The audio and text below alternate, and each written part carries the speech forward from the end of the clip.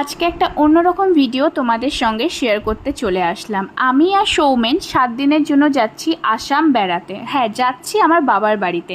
ওর অনেক কটা ছুটি জমে আছে, বলল যে চলো কিছুদিনের জন্য গিয়ে ঘুরে আসি।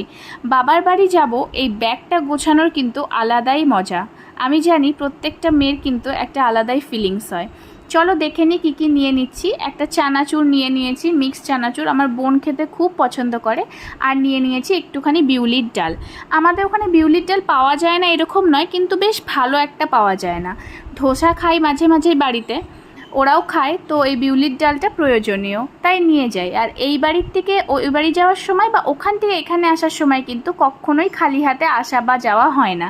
যখনই যেটা হাতের সামনে পাই না কেন, আমরা কিন্তু সবসময় আদান প্রদান করতেই থাকি। এই দিকটায় নিয়ে নিচ্ছি সৌমেনের জামা কাপড়গুলো, বেশ পাট পাট করে গুছিয়ে নিলাম। আর ওই দিকে নিচ্ছি আমার জামা কাপড়গুলো। এইবার প্ল্যান আছে ওখান থেকে না একটা মন্দিরে ঘুরতে যাব, তার জন্যই নিলাম আমার মেখেলাটা। এখানে তো মেখেলাটা ওই 1 থেকে 2 বারই পরেছি, তাই ভাবলাম আসাম গিয়ে ভালো করে পরবো।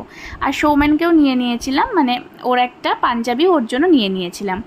সাইড ব্যাগে নিলাম আমাদের টয়লেটারি আইটেমসগুলো, আর সঙ্গে মেকআপ আর স্কিন কেয়ার প্রোডাক্ট।